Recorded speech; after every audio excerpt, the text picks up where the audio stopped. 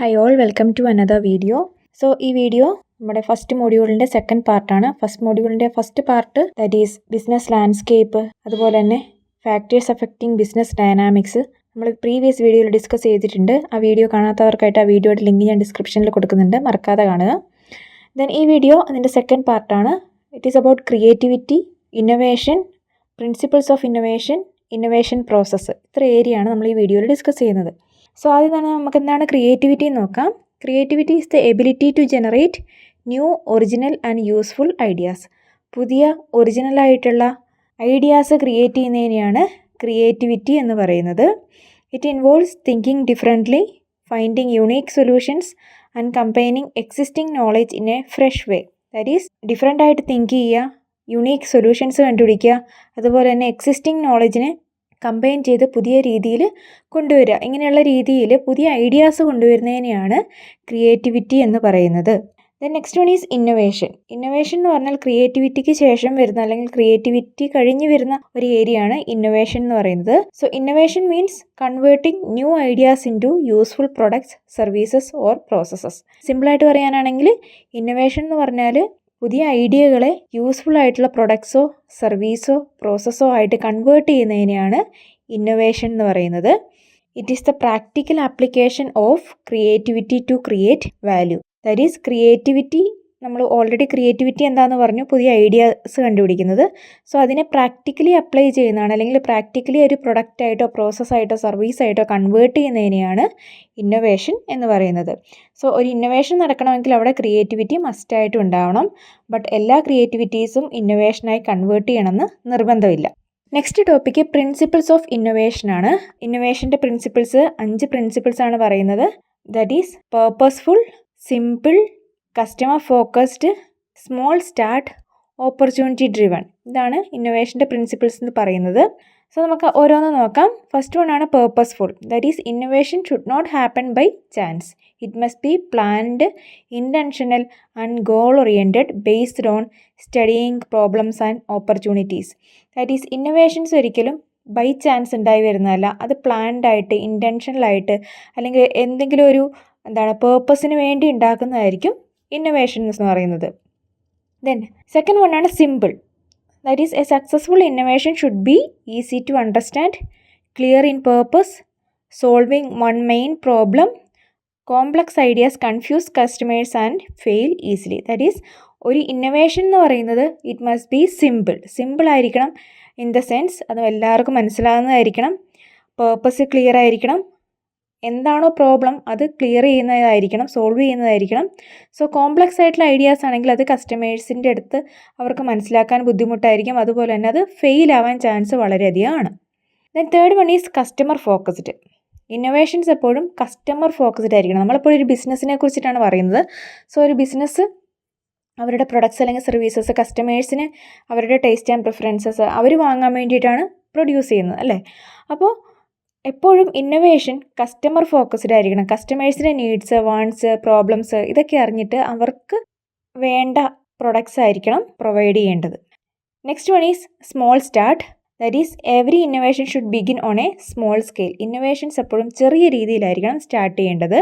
That is ചെറിയ രീതിയിൽ തുടങ്ങി ടെസ്റ്റ് ചെയ്യുക, ദെൻ അതിന് എന്തെങ്കിലും ചേഞ്ചസ് വരുത്തണമെങ്കിൽ ഇമ്പ്രൂവ് ചെയ്യുക, അതിനുശേഷം മാത്രം എക്സ്പാൻഡ് ചെയ്യുക. ദാറ്റ് ഈസ് റിസ്ക് അല്ലെങ്കിൽ ലോസ് വരാനുള്ള ചാൻസ് വളരെയധികം കുറയ്ക്കാൻ വേണ്ടിയിട്ട് സാധിക്കും.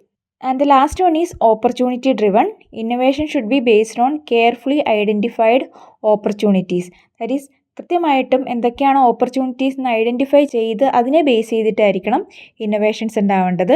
That is opportunities includes changes in market, customer complaints, trends, new technologies, unexpected success or failures. ഇങ്ങനെയുള്ള ഓപ്പർച്യൂണിറ്റീസ് കണ്ടുപിടിച്ച് അത് ബേസ് ചെയ്തിട്ടായിരിക്കണം ഇന്നൊവേഷൻസ് നടത്തേണ്ടത്.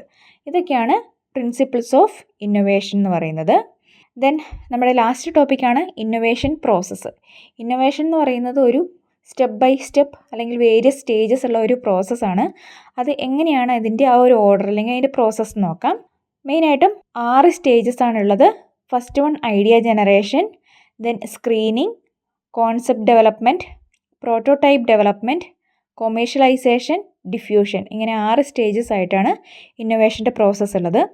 സോ ഫസ്റ്റ് സ്റ്റേജ് നോക്കാം, idea generation. The first stage where new ideas are created. ആദ്യത്തെ stage എന്ന് പറയുന്നത് idea create ചെയ്യുക എന്നുള്ളതാണ്. ദാറ്റ് ഈസ് പല രീതിയിൽ ഐഡിയാസ് ക്രിയേറ്റ് ചെയ്യാം. ബ്രെയിൻ സ്റ്റോമിങ്, കസ്റ്റമർ ഫീഡ്ബാക്ക്, എംപ്ലോയീസിൻ്റെ അടുത്തുനിന്ന്, കോമ്പറ്റീറ്റേഴ്സിൻ്റെ പെർഫോമൻസ് നോക്കിയിട്ട് അല്ലെങ്കിൽ അവർ ചെയ്യുന്ന കാര്യങ്ങൾ നോക്കി, market trend, research and development, ഇങ്ങനെ വേരിയസ് സോഴ്സസിലൂടെ ഐഡിയാസ് കിട്ടും. ദെൻ സെക്കൻഡ് സ്റ്റേജാണ് സ്ക്രീനിങ്. ദാറ്റ് ഈസ് ഫസ്റ്റ് സ്റ്റേജിൽ കുറേ ഡാറ്റ കിട്ടിയിട്ടുണ്ടാകും അല്ലെങ്കിൽ കുറേ ഐഡിയ കളക്ട് ചെയ്തിട്ടുണ്ടാവും. So all the collected ideas are evaluated to identify the most practical and useful ones. ഏറ്റവും ബെറ്റർ അല്ലെങ്കിൽ ആ ഒരു ബിസിനസ്സിന് ഏറ്റവും ബെനിഫിഷ്യൽ ആയിട്ടുള്ള ഏത് ഐഡിയ ആണെന്ന് കണ്ടുപിടിക്കുന്ന ആ ഒരു സ്റ്റേജാണ് സ്ക്രീനിങ് എന്ന് പറയുന്നത്. ദാറ്റ് ഈസ് ഐഡിയാസ് എല്ലാം സ്ക്രീൻ ചെയ്ത് poor, costly or unrealistic ideas R rejected. തീരെ ബെനിഫിഷ്യൽ അല്ലാത്ത, വളരെയധികം കോസ്റ്റ്ലി ആയ, അൺറിയലിസ്റ്റിക് ആയിട്ടുള്ള ഐഡിയാസ് എന്തെങ്കിലുമൊക്കെ ഉണ്ടെങ്കിൽ അതിനെയൊക്കെ റിജക്റ്റ് ചെയ്തിട്ട് ബെസ്റ്റ് വൺ അല്ലെങ്കിൽ യൂസ്ഫുൾ വൺസിനെ മാത്രം സെലക്ട് ചെയ്യുന്ന ആ ഒരു സ്റ്റേജാണ് സ്ക്രീനിങ് സ്റ്റേജ്. മൂന്നാമത്തെ സ്റ്റേജാണ് concept development.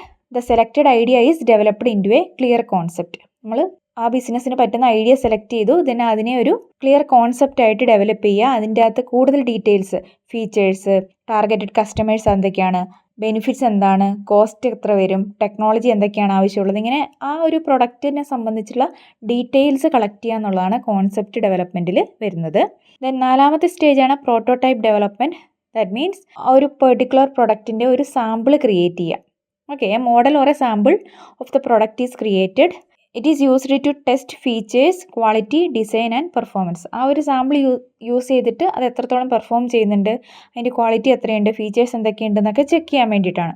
Then improvements are made based on feedback. Then കസ്റ്റമേഴ്സിന് സാമ്പിളൊക്കെ കൊടുത്തതിന് ശേഷം, കസ്റ്റമേഴ്സിൻ്റെ അടുത്ത് നിന്ന് ഫീഡ്ബാക്ക് കിട്ടിയതിന് ശേഷം ഇംപ്രൂവ്മെൻറ്റ്സ് എന്തെങ്കിലും വേണമെങ്കിൽ വരുത്താം. ആ ഒരു സ്റ്റേജാണ് നാലാമത്തെ stage, that is prototype development. Then next സ്റ്റേജാണ് കൊമേഴ്ഷ്യലൈസേഷൻ. നമ്മളൊരു മോഡൽ ക്രിയേറ്റ് ചെയ്തു, അത് ക്വാളിറ്റി ചെക്ക് എല്ലാം ചെയ്തതിന് ശേഷം final product is launched in the market. അതിൽ mass production, pricing, branding, distribution, promotion, ഇതൊക്കെ ഇതിൽ വരുന്ന ഒരു കൊമേഴ്ഷ്യലൈസേഷൻ സ്റ്റേജിൽ വരുന്നതാണ്. And last one is diffusion.